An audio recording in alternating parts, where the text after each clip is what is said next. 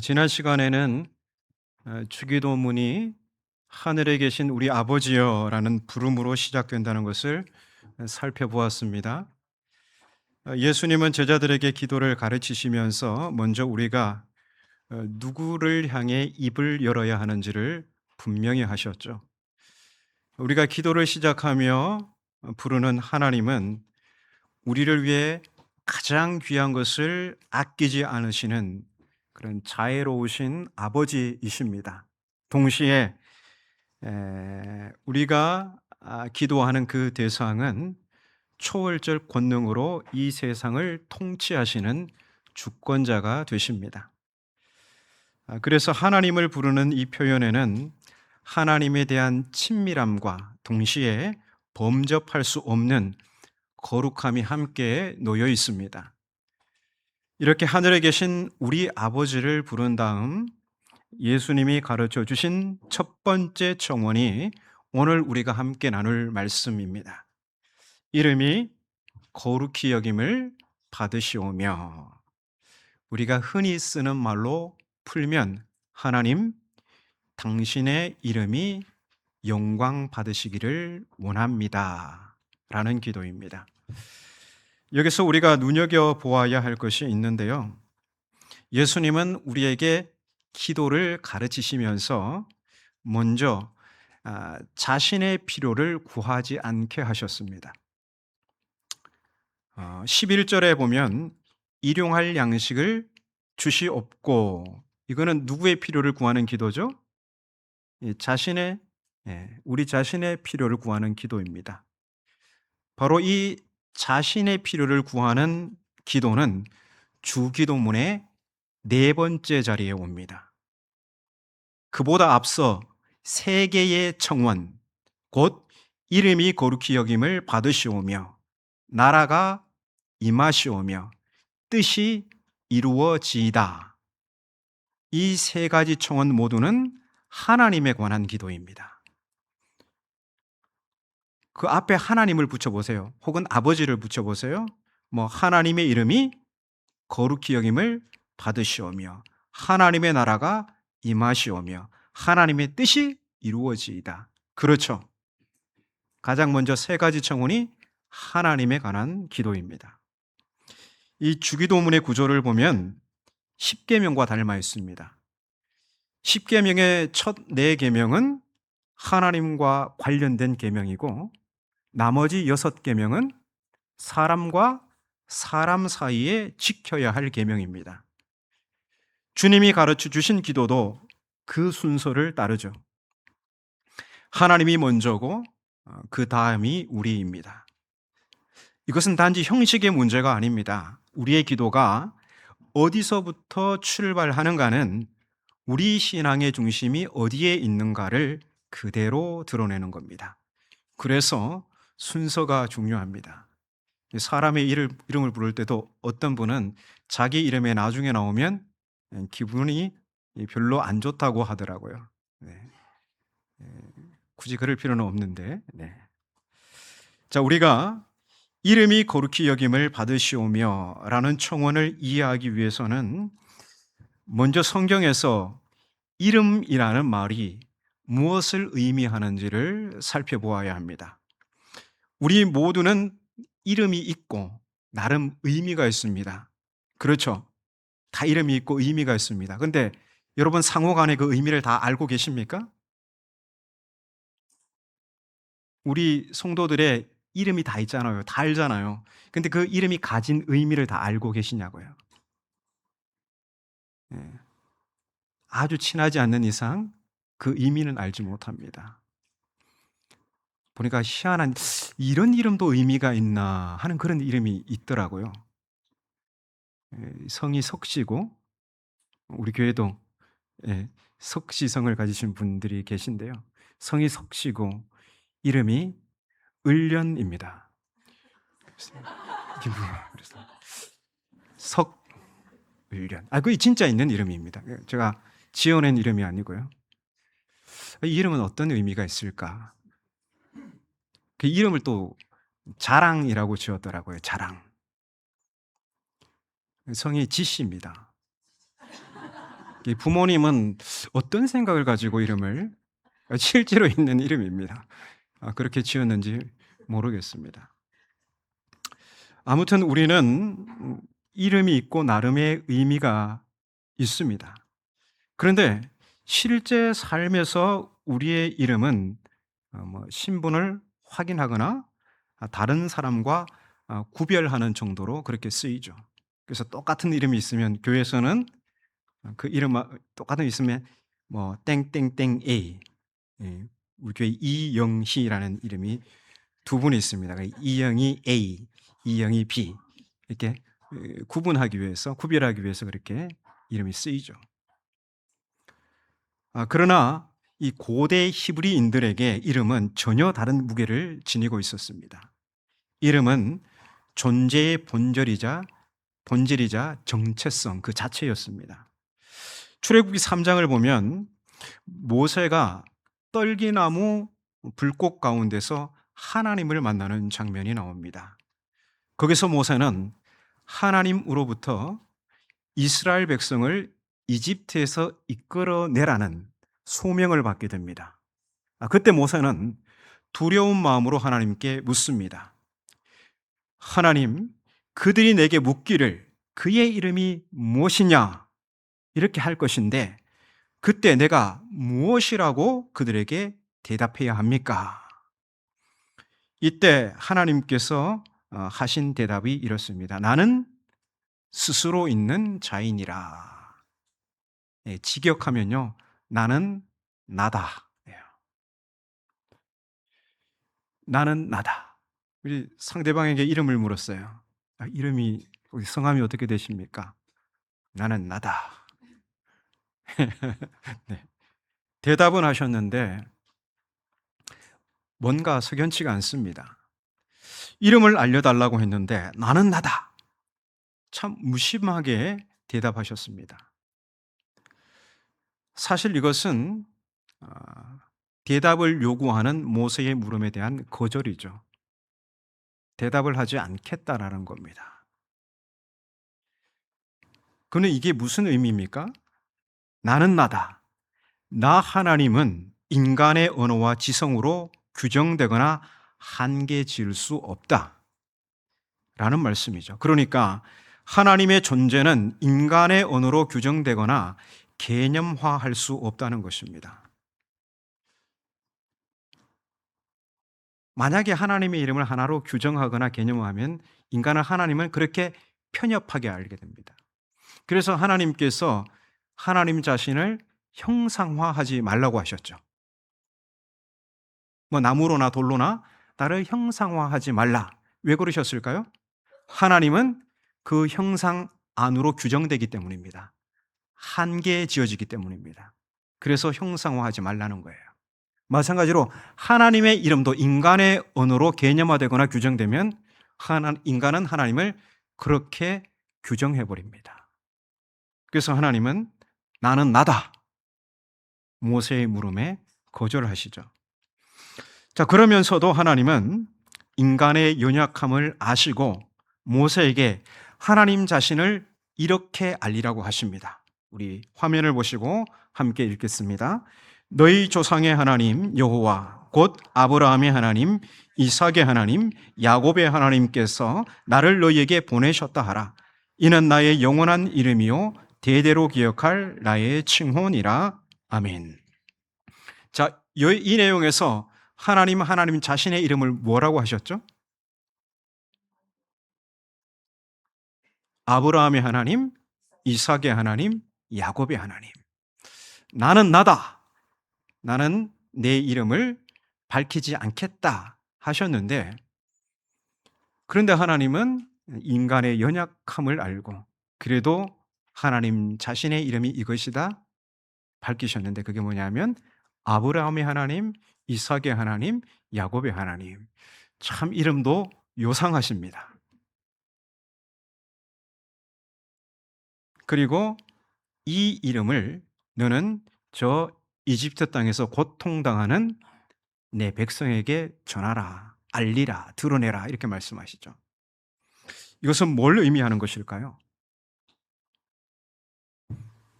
아브라함과 이삭과 야곱의 공통점이 뭘까요? 하나님과 약속을 맺은 언약 백성이에요. 하나님은 그들과 언약을 맺으셨어요. 그러나 이들은 흠이 많고 연약한 사람들입니다. 그래서 그들의 삶은 파란과 곡절의 연속이었습니다.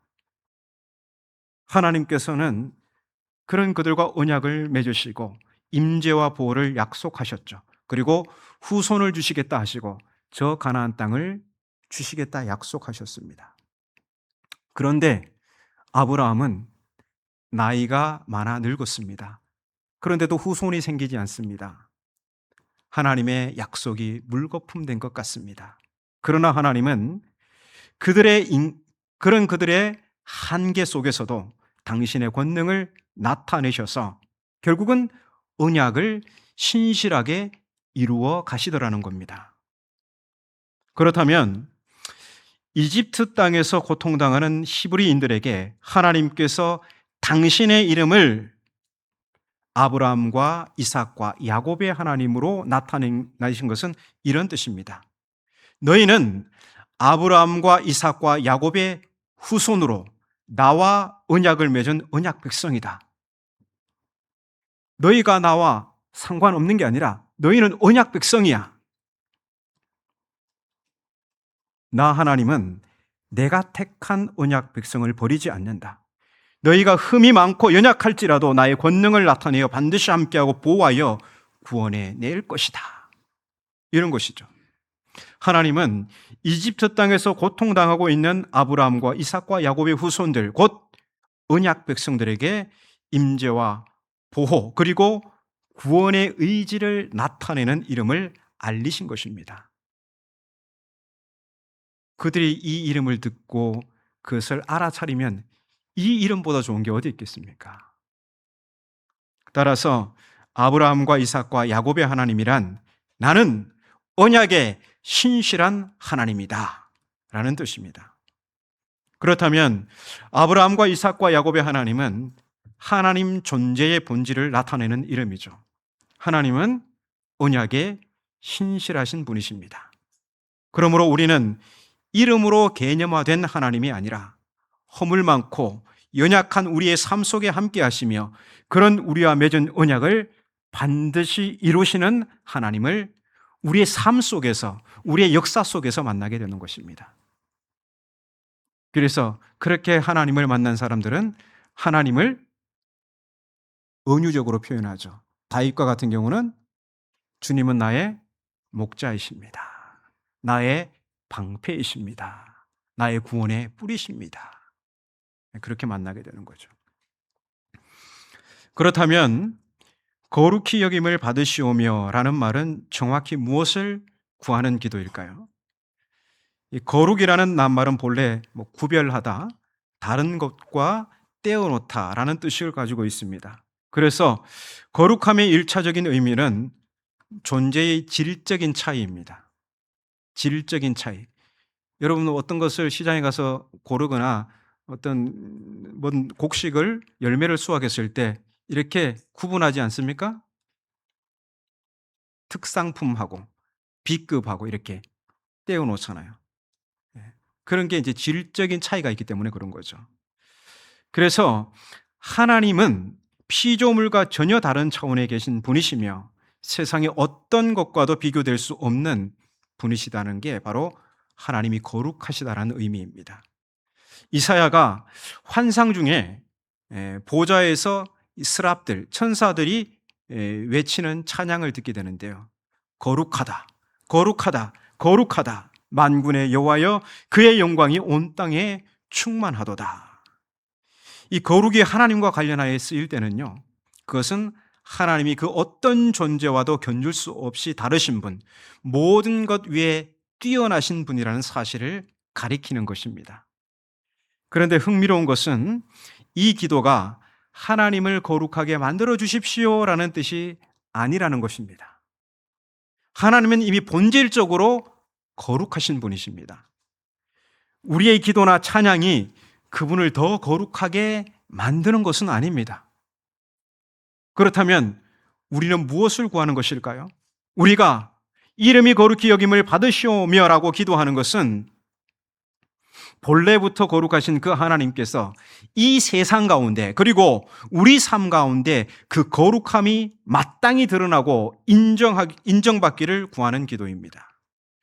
다시 말해 이것은 하나님이 거룩해지시기를 구하는 게 아니라 거룩하신 하나님이 거룩하신 분으로 이 땅 가운데 알려지고 인정받고 높임받기를 구하는 기도이죠.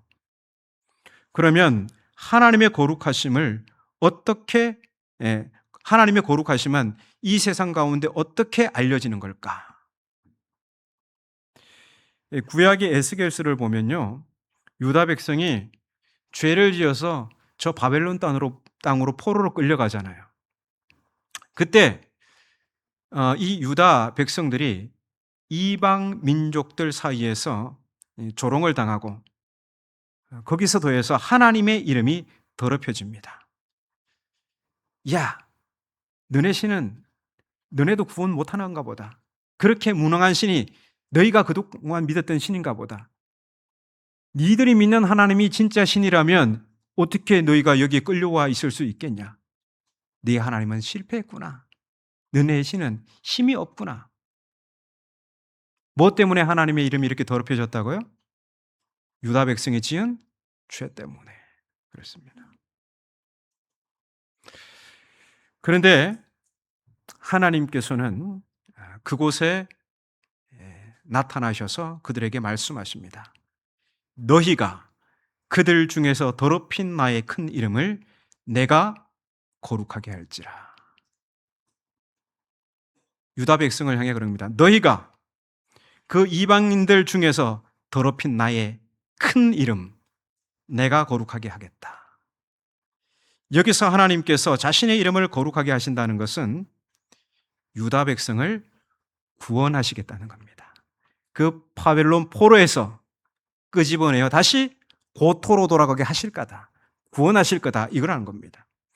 하나님의 거룩하심이 드러나는 결정적인 통로, 그것은 바로 구원의 역사입니다. 그렇다면 예수님의 십자가는 하나님의 이름이 가장 깊이, 가장 영광스럽게 거룩히 여김을 받은 사건입니다. 포로된 이스라엘을 구출하신 것, 하나님의 이름을 거룩하게 한 사건이었다면 죄와 죽음의 권세 아래 포로된 우리 모든 인류를 위해 그리스도께서 자기 자신을 내어주셨다는 것은 하나님의 이름이 가장 영광스럽게 거룩히 여김을 받은 사건입니다. 그러므로 우리가 이름이 거룩히 여김을 받으시오며 라고 기도할 때 우리는 그리스도를 통한 구원 역사가 이 세상 가운데 그리고 우리 자신의 삶 속에 더욱 온전히 이루어지기를 구하는 기도가 되는 것입니다. 그러나 우리가 살아가는 현실을 돌아보면요, 하나님의 이름이 거룩히 여김을 받기는커녕 끊임없이 모독당하고 있는 것을 봅니다. 10계명의 세 번째 계명은 너는 내 하나님 여호와의 이름을 망령되게 부르지 말라는 말씀이 있습니다. 그런데 이 계명이 자주 무시되죠. 하나님의 이름을 망령되게 부르지 말라. 이게 무슨 뜻일까요? 하나님의 본질과 성품과 인격과 상관없는 것을 하나님의 이름을 빌어 주장하고 관철하려는 시도, 즉 하나님의 이름을 개인이나 특정 세력의 이익을 위해 도용하는 것, 이것이 하나님의 이름을 망령되게 일컫는 것입니다. 하나님의 이름을 모독하는 것입니다. 우리는 내가 내 하나님의 이름을 걸고 나는 맹세하고, 예수님이 이렇게 맹세하라고 하셨어요? 안 하라고 하셨어요? 하지 말라고 하셨어요. 왜냐하면 인간은 자기 이익을 위해서 하나님의 이름을 끌어올 때가 많습니다. 하나님의 이름을 망령되게 부르지 말라. 이 계명이 무시되고 그래서 하나님의 이름이 더럽혀지는, 모독받는 것, 그것은 우리가 입으로는 이름을 거룩히 여김을 받으시오며 라고 하면서도 삶으로는 정반대의 길을 보여줄 때, 그때 이런 현상이 나타나는 것입니다. 우리 신앙의 선조들이 즐겨 들었던 비유가 있습니다. 이제 한 동네에 두 아이가 살았는데요. 한 아이는 어른들을 보면 먼저 인사를 하고 무거운 짐을 든 노인을 보면 달려가 도와드립니다. 동네 사람들은 그 모습을 보면서 야, 참 너 훌륭한 아이로구나. 잘 배웠구나. 니네 아버지가 누구냐? 누 집 자식이냐? 이렇게 묻습니다. 그러면서 그 집의 아버지나 어머니, 부모님을 높여드리죠. 그런데 같은 동네에 다른 아이가 있습니다. 어른들에게 인사도 하지 않고 함부로 행동하며 심지어 남의 물건에 손을 댑니다. 그러면 사람들은 그 아이를 욕할 뿐만 아니라 그 아버지까지 함께 욕하며 비웃습니다. 한 아이의 삶이 아버지의 이름을 영광스럽게 하고 다른 아이의 삶이 아버지의 이름을 욕되게 한 것입니다. 우리도 마찬가지죠. 하나님을 아버지로 부르지 않습니까? 하나님의 자녀라 불리는 우리의 말과 행실로 인해 아버지의 이름이 세상 가운데 칭송을 받을 수도 있고 이 세상 가운데서도 모독을 받을 수도 있는 것입니다. 사도 바울이 로마서 2장에서 당시 유대인들을 향해 던진 질문도 같은 맥락입니다. 율법을 소유한 것을 자랑만 했습니다. 유대인들은 자신들이 하나님의 말씀을 맡은 것, 율법을 가지고 있다는 것, 이거 자랑했어요. 그런데 실제로 그들의 삶을 보니까 율법을 범하고 있는 것입니다. 그래서 바울은 그들을 향해서 하나님의 이름이 너희 때문에 이방인 중에서 모독을 받는도다, 이렇게 책망을 합니다. 지금도 마찬가지입니다. 교회 안에서 다투고 분열하면서도 세상을 향해 사랑을 말한다면, 정직을 가르치면서 정작 우리의 삶 속에 거짓과 편법을 일삼는다면 하나님의 이름은 우리의 위선 때문에 세상 가운데 모독을 받을 것입니다. 오늘 우리가 살아가는 세상은 더 복잡한 방식으로 하나님의 이름을 가볍게 다룹니다.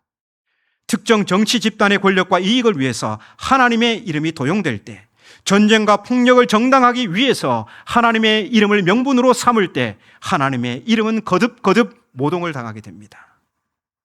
그러나 이 모든 것에 앞서 우리가 먼저 살펴야 할 것은 바로 우리 자신의 삶입니다. 우리의 삶이 우리 가정에서, 일터에서, 이웃과의 관계 속에서 하나님의 이름을 거룩하게 드러내고 있는가? 우리는 모두 이 질문을 직면해야 합니다. 미국 뉴욕에서 오랫동안 사역했던 고 팀 켈러 목사님은 생애 마지막에 후배 목사들에게 권면을 남겼습니다. 그는 사역자들을 향해 이렇게 말했습니다.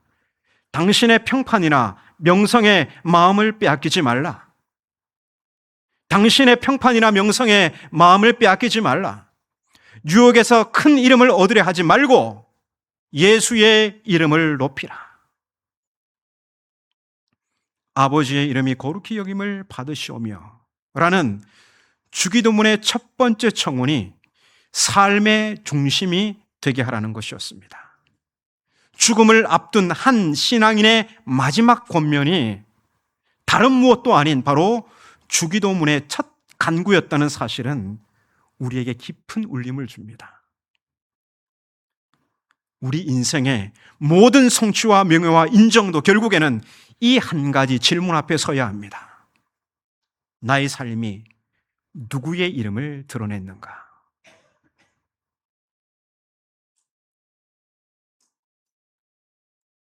예수님은 주기도문을 가르치신 직후 같은 마태복음 6장의 끝자락에서 말씀하십니다. 너희는 먼저 그의 나라와 의를 구하라. 그리하면 이 모든 것을 너희에게 더하시리라. 주목할 것은 먼저입니다. 우선순위입니다. 이 한 단어가 우리 삶의 방향을 완전히 바꾸어 놓습니다. 우리의 마음과 시간과 에너지를 무엇이 먼저 차지하고 있는가? 이것이 우리 신앙의 진짜 모습을 드러냅니다. 아버지의 이름이 거룩히 여김을 받으시는 것이 우리 삶의 최우선 자리를 차지할 때 우리의 모든 염려와 피로들조차 그 안에서 새로운 의미와 질서를 얻게 됩니다. 시편 기자가 이렇게 노래를 했습니다. 내가 여호와께 바라는 한 가지 일, 그것을 구하리니 곧 내가 내 평생에 여호와의 집에 살면서 여호와의 아름다움을 바라보며. 하나님을 우선으로 삼는 삶은 억지로 견디는 종교적 의무가 아니라 그 자체로 가장 깊은 만족과 기쁨을 누리는 삶이라는 겁니다. 우리가 창조된 목적이 바로 여기에 있습니다. 하나님을 영화롭게 하고 그 안에서 우리 또한 가장 즐거운 삶을 누리도록 지어졌다는 것입니다. 웨스트민스터 소요리 문답은 첫 문장에서 바로 이러한 사실을 선포합니다. 사람의 제일 되는 목적은 하나님을 영화롭게 하고 영원토록 그를 즐거워하는 것이다. 하나님의 이름이 거룩히 여김을 받는 것, 그리고 우리가 진정한 행복을 누리는 것, 이건 서로 두 가지 다른 길일까요? 아버지의 이름이 거룩히 여김을 받는 것, 내 삶이 진정한 행복을 누리는 것. 내 행복을 포기하면 하나님의 이름이 거룩히 여김을 받고, 하나님의 이름이 거룩히 여김을 포기하면 내가 행복해지고, 이런 걸까요? 서로 다른 두 길이 아니에요. 이거는 같은 하나의 길입니다. 신앙생활의 즐거움과 행복과 활력은 바로 여기서 오는 거예요. 이름이 거룩히 여김을 받으시오며, 이게 내 삶의 중심을 차지할 때, 가장 우선 자리에 올 때 우리 신앙은 새로워지는 겁니다. 그런데 내가 가장 앞설 때 우리 신앙생활에는 만족이 없습니다. 그러므로 이름이 거룩히 여김을 받으시오며라는 기도는 짧고 간결하지만 우리 신앙 전체의 목적과 방향을 결정짓는 기도입니다. 요한복음 12장에서 예수님은 십자가를 향해 나아가기 직전 마음이 괴로운 중에도 이렇게 기도하십니다. 그 죽음 앞에서 아버지여, 아버지의 이름을 영광스럽게 하옵소서. 그러자 하늘에서 성부 하나님의 대답이 들려옵니다. 내가 이미 영광스럽게 하였고 또다시 영광스럽게 하리라. 무슨 말씀입니까? 하나님은 이미 거룩고 영광스러운 분이십니다. 그런데 하나님은 아들 예수님의 순종, 곧 십자가 사역을 통해서 또다시 영광을 받으실 것입니다. 예수님은 자신의 생애와 죽음, 그리고 부활의 전체 목적이 아버지의 이름을 영광스럽게 하는 데 있었습니다. 그러니 우리가 이름이 거룩히 여김을 받으시오며라고 기도할 때 우리 삶의 방향과 목적은 아버지의 이름이 온 땅에 거룩히 알려지는 대로 향하게 되는 것입니다.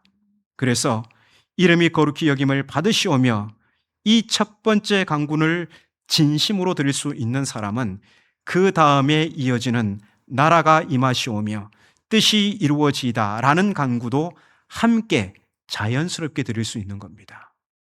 왜냐하면 하나님의 이름이 우선이 될 때 그분의 나라와 그분의 뜻도 자연스럽게 우리 삶의 앞자리를 차지하기 때문입니다. 우리는 완전하지 않습니다. 돌아보면 실패의 연속이었습니다. 그러나 이 기도의 은혜는 우리의 완벽함을 전제로 하지 않는다는 데 있습니다. 우리는 다만 날마다 이 기도로 돌아와 다시 우리의 우선순위를 하나님 앞에 정렬하고 그분의 은혜를 의지하여 한 걸음씩 뚜벅뚜벅 걸어가는 것입니다. 그리스도께서 십자가에서 완성하신 그 거룩함이 이미 우리에게 선물로 주어졌기 때문에 우리의 부족한 걸음조차 그분의 은혜 안에서는 의미를 얻게 되는 것입니다. 오늘 우리가 이 자리에서 다시 한번 입술을 열어 기도합니다. 하늘에 계신 우리 아버지여, 이름이 거룩히 여김을 받으시오며. 이 기도가 오늘 하루 그리고 우리의 남은 생애 전체를 방향 짓는 나침판이 되기를 주님의 이름으로 축복합니다.